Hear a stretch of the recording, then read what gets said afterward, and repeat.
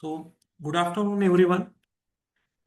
As I promised in my last lecture, today we will see the PCPNDT rules.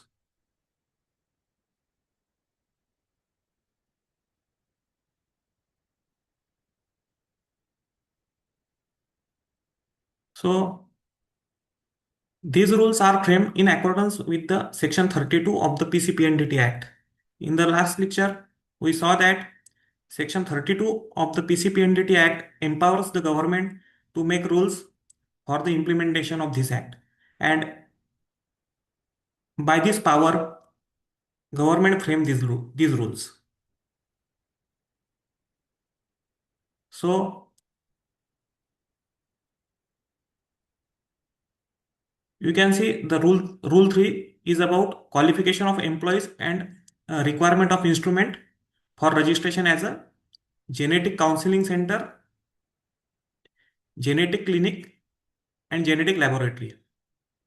So for getting registered as a genetic counseling center, the qualification required is the person must be either a gynecologist or a pediatrician having 6 months of experience or 4 weeks of training in genetic counseling. So the definition of gynecologist and pediatrician, this has been already prescribed in the section 2 of the PCPNDT Act. And this gynecologist or pediatrician who has at least 6 months of experience or 4 weeks of training in genetic counseling or a medical genetist. The definition of medical genetist has also been prescribed in the section 2 of the Act. So any of these two categories of person, any person uh, can apply for the registration of genetic counseling center, or the owner has to employ such qualified person for getting registered as a genetic counseling center. And again, there are some other requirements required for getting registered as the genetic counseling center. These are adequate space and educational charts or models or equipments for carrying out genetic counseling center.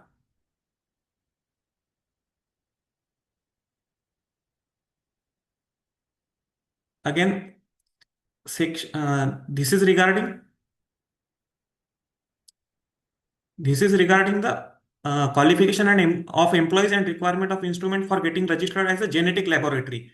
So for getting registered as a genetic laboratory, there must be a medical genetist and a laboratory technician having a BSc degree in biological science, means BSc biology, or a degree or diploma in medical laboratory course, means diploma holder in a medical laboratory course, and with at least 1 year experience in conducting appropriate prenatal diagnostic techniques or tests and procedures.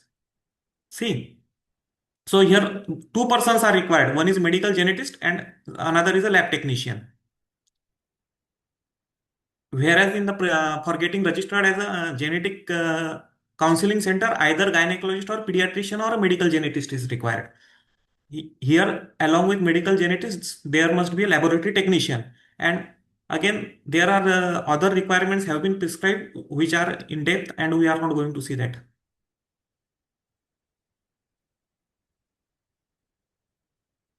So again, this is regarding the qualification of employees or and required for of the instrument for getting registered as a genetic clinic or ultrasound clinic or a imaging center.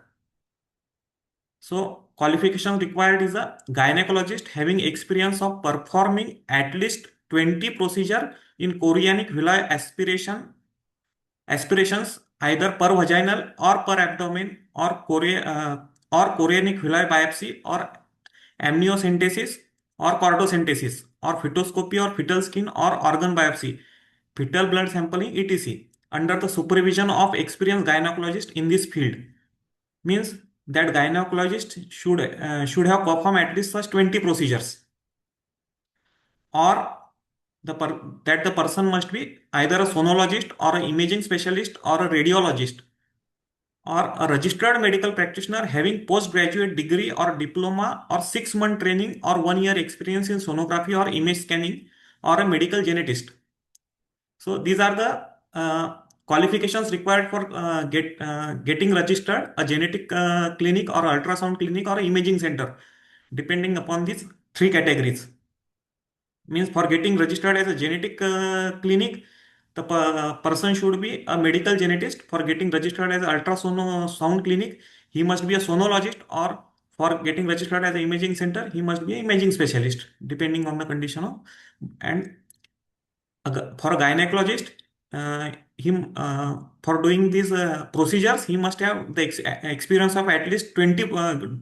He must have did at least 20 procedure under the supervision of experienced gynecologist. Again, the rule 3, sub rule 3 and sub rule 2 are, is about the required equipment for getting registered as this center or this clinic. Again, this is a rule 3A, which is about the sale of ultrasound or imaging machines. So, rule 3A, it prohibits the sale of these machines to the unregistered clinic, laboratory, or center. Again, uh, according to this rule 3A sub rule 2, the company which sells this instrument should submit the quarterly list of purchase of these machines, list of purchaser of this machine to the union territory or the state government. Again, this machine should not be sold without taking an affidavit from a purchaser that the machine or the equipment shall not be used for the detection of sex of fetus or selection of sex before or after conception. So, whenever any person who want to purchase this machine, he should be registered again, and he should submit. He have to submit an affidavit to that purchaser, to that company from which he is buying that machine. So, this provision is regarding the use of portable sonography machine and imaging machines. And according to this rule, the use of portable USG and imaging machine is permitted only in the following situation.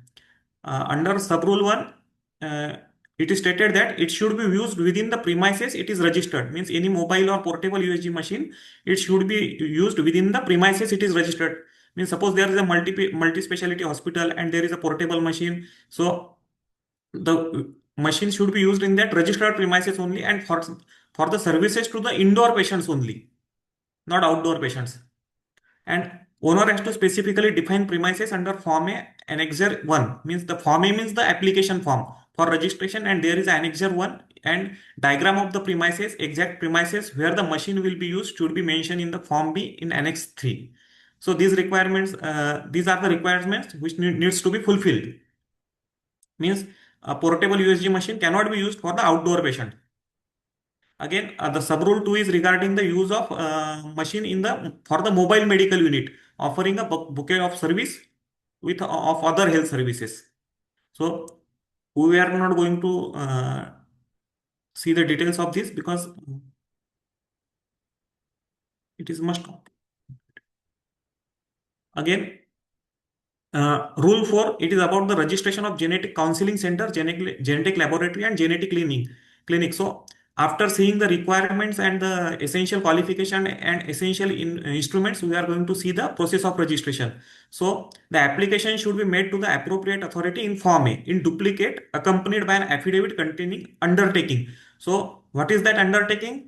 In that undertaking, it is written that it shall not that the applicant shall not conduct any test or procedure by whatever name for the selection of sex before or after conception, or for the detection of sex of fetus, except for the disease specified in section 4 subsection 2, nor shall uh, it shall the sex of the fetus shall be disclosed to the anybody, or means it shall not detect the sex or disclose the sex of the fetus to anybody. And again, it shall display prominently a notice that they don't conduct any technique, test, or procedure etc. for the detection of the sex of fetus for sex selection of sex before or after the conception. So this is the undertaking which needs to be submitted along with this application form. Again, after receiving this application, the appropriate authority have to acknowledge the receipt of the application in the acknowledgement slip provided at the bottom of the form A.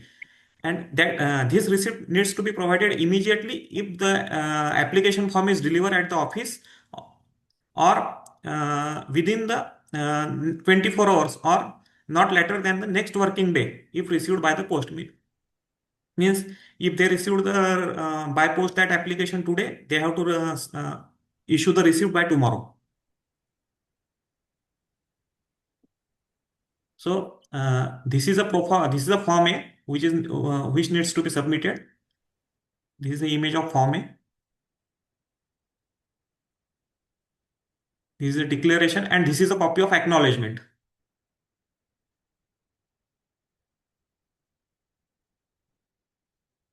Again, Rule 5 is regarding the application fees. So according to Rule 5, Sub Rule 1, the application fee is 25,000 rupees for genetic counseling center, genetic laboratory or clinic or ultrasound clinic or imaging center, means a standalone.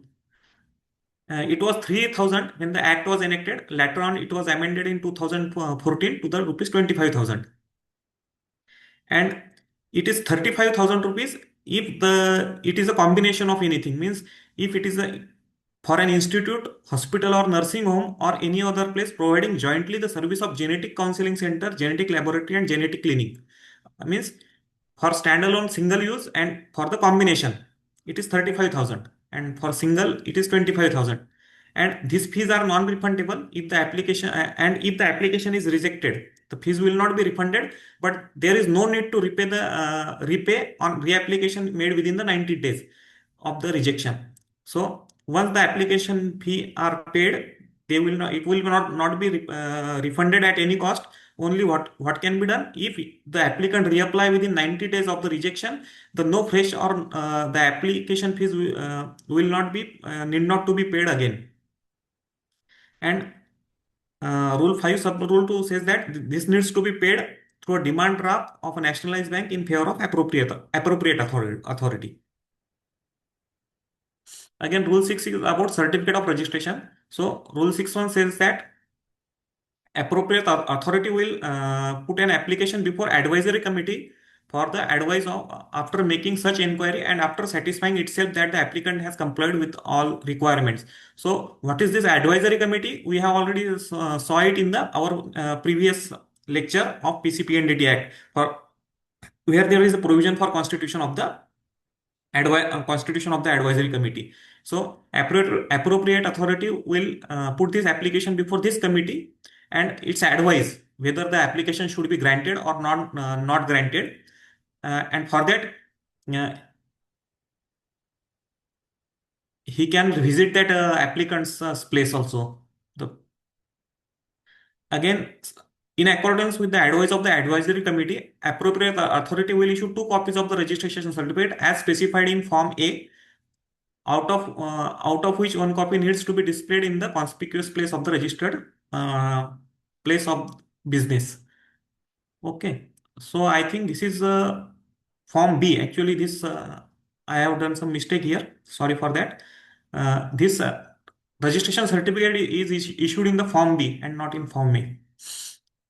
Again, these sub rules are sub rule 2A, 2B, 2C are related to the medical unit, and this is the rule 6.3. This is the important rule. So if the application the appropriate authority feels that the application should be rejected because the applicant has not complied with all requirements of this act, then the appropriate authority after giving the opportunity of being heard and after being satisfied that applicant has not complied with the requirement, uh, shall reject the application and record reasons in writing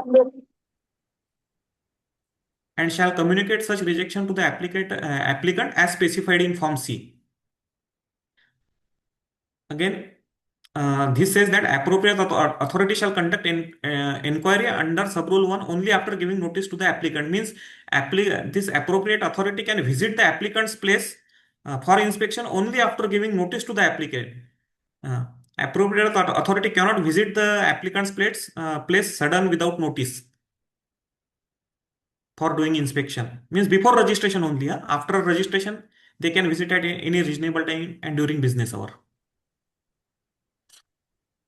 Again, These are related to the certificate of registration, Rule 6 and Rule 7.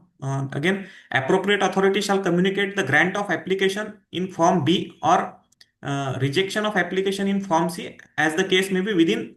Initially, it was 90 days as per the PCPNDT Act, but this was amended in 2014, and now it is made 70 days of the receipt of the application. Again, this says that the registration certificate is not transferable, means applicant has to surrender both the copies to the appropriate authority in the event of change of ownership or management or cease to be business. Means if there is a change in the ownership of that center or clinic, then the application that registration needs to be surrendered, and uh, app, uh, application for fresh registration needs to be done. This registration is non-transferable. And in the event of the management or the new owner or manager has to apply for the fresh registration. And the registration certificate will be valid for the period of 5 years from the date of its issue. So this is a Form B. This is a copy format of that registration, and this is a Form C format of the rejection of the application of registration. Again, this Rule 8, it is regarding the renewal of the registration. So according to this, application for renewal of the registration, this needs to be made within the 30 days before the expiry of the date of the registration. And procedure for renewal is the same as that of procedure of registration. Same means this needs to be done same in the Form A, and procedure for the rejection of renewal, this is also same. It is after giving the opportunity of being heard and stating reasons in the writing, and should be communicated in Form C. And about so far as amount of renewal fees, it is the half of the registration fees. Means instead of 25,000, 12,500 for standalone clinic, and instead of 35,000, it is 17,500 for combination. And after rejection of renewal or renewal of the registration, the old expired registration certificate needs to be surrendered immediate to the appropriate authority. And this is the important rule, that in the event of failure to issue renewed registration certificate or order of rejection of renewal within 70 days, initially it was 90, now it is 70 days of receipt of renewal application, the application will be deemed to be renewed. Means suppose any registered person applies for the renewal, and after receiving the application, appropriate authority doesn't renew that registration or reject the application of renewal, then it will be deemed as renewed. So nothing to worry about this. This Rule 8, Sub Rule 6 of PCPNDT rule. This is an important rule. Everyone should remember this and keep in mind. Again, this is a Rule 9. It is regarding the maintenance and preservation of records. So, according to this, Sub Rule 1 states that a registered should be maintained showing in serial order names and addresses of men and women counseled or examined or tested, along names of their spouses, fathers, and date of first reporting. Again, this Sub Rule 2 says that the record of each woman counseled should be maintained by every genetic counseling center as specified in Form D. Form D is related to the genetic counseling center. Again, the same record needs to be kept by genetic laboratory in the Form E, and the record of each man or woman subjected to any prenatal diagnostic procedure, technique, or test should be maintained by every genetic clinic as specified in Form F. Means genetic clinic or imaging center or scanning center, they have to keep this record in Form F. And according to the Section 5 subsection 1 of the B of the Act, there is a provision for taking consent, and that consent of that woman should be taken in her own language. And this Section 5 subsection 1 clause C says that copy of this consent should be given to that pregnant woman also. And in the absence of these things, it will be considered as a violation of this provision of section 5, and it will be considered as that the that center is doing sex determination. Again, these are the images of that form. This is the form D, this is form E, and this is form F. So this is the form F. This needs to be filled up by that uh, person doing sonography, and this is the declaration of the pregnant woman. This should be the copy of this declaration should be given to that pregnant woman, and this should be in her own language, or at least in the local language. So most of the centers what are doing, they are taking the consent in the English. So this is wrong. Always this consent needs to be taken in in her own language or the local language. Again, this is a rule 9. It is regarding the maintenance and preservation of records. So the record which should be maintained by appropriate authority, it is in Form H. We have nothing to do with this. Again, all documents should be preserved for the period of 2 years from the date of last counseling, test or procedure, or till the final disposal of the proceeding, if any if there is any, whichever is a latter. So at least 2 years. All documents needs to be preserved for at least 2 years, or if there is any proceeding which is going on, then till the final disposal of that proceeding. Again, in case of maintaining records in the soft copy, its hard copy of that record should be taken and preserved after authentication by the person responsible for such record. And this is, everyone knows that the monthly reporting should be done before fifth day of the next month. Before fifth day, the reporting needs to be done to the appropriate authority. If any center fails to do this reporting, then it will be considered as the violation of this act. Again, these are the rule 10. This says that condition for conducting prenatal diagnostic procedures. These are the invasive procedures. Procedures means these are invasive. Again, this says that a written informed consent as specified in Form G should be obtained from person undergoing any invasive test, technique or procedure before doing it. If any genetic clinic takes the sample through invasive procedure and send it to the genetic laboratory, then duty of taking consent in Form G will be of the clinic. Means where that sample is taken, clinic, not laboratory. On every scanning report of a pregnant woman, issuing doctor has to sign declaration that he has not determined and disclosed sex of the fetus. This is mandatory, and now this is on every sonography report. The pregnant woman before undergoing the USG or image doing this has to declare that she doesn't want to know the sex of the fetus. Again, that this declaration, which I have already told in Form F. Again, this is rule 10, sub rule, which says that state government may provide translation of Form G in local language, and if government doesn't provide genetic, then genetic clinic may translate it. So this is regarding the translation. Means here it is written that may, but in act it is written that it should be in patient's own language. So this is a difference, or there difference or ambiguity, or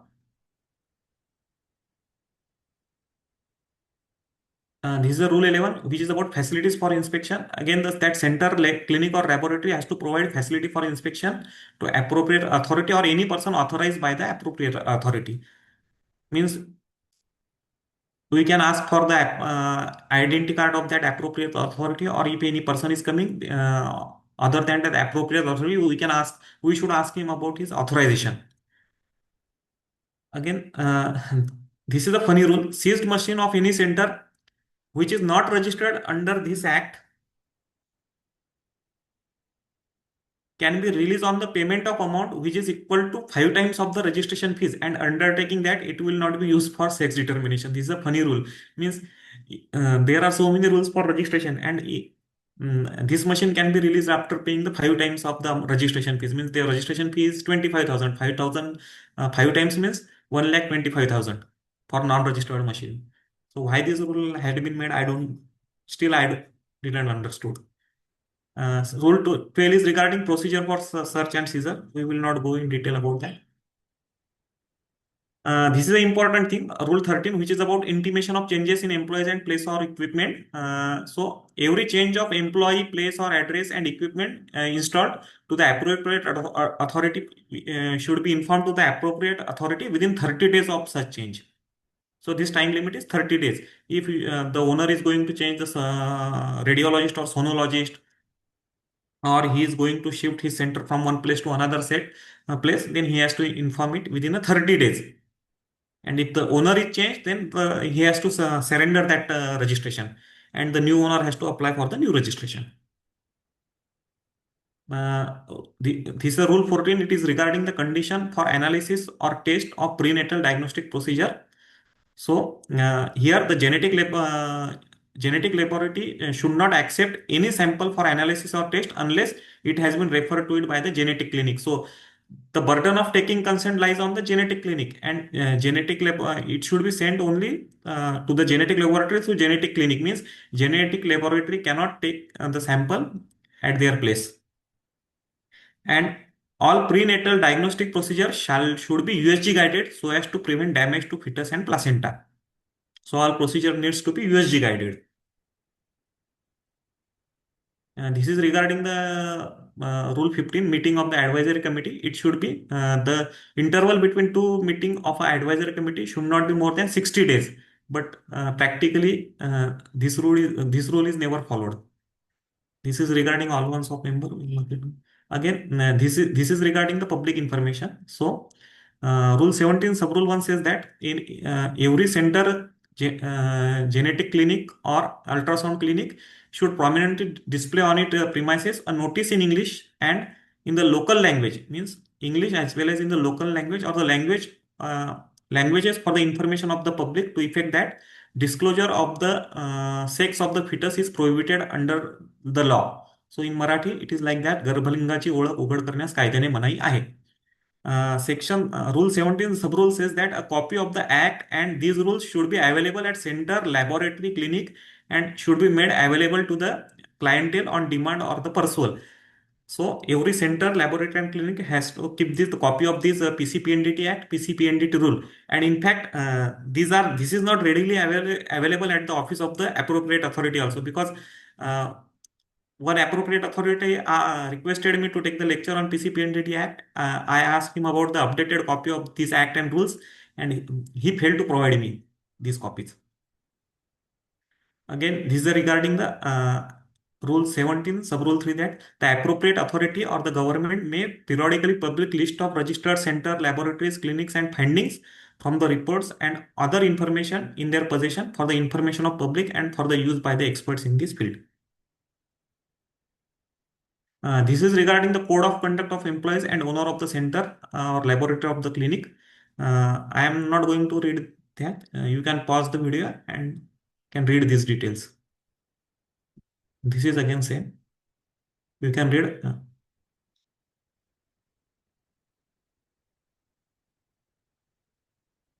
This is a related code of conduct to be observed by the appropriate authority. So this says that uh, the appropriate authority should ensure that no application for fresh registration or renewal is accepted if any case is pending in any court against the applicant for violation of any provisions of this act and rules made thereunder. This is a very important and very dangerous provision for the applicants or for the doctors. Means if the any case is pending, not that doctor is convicted, only the pendency of the case or the proceeding is going on, then the appropriate authority can reject the license of your registration or renewal of the license of the registration. This is against the principle of natural justice and equity, and but this is a very dangerous thing. This is the rule 19. This is regarding the appeals. This is an important provision. We will see these provisions in a table.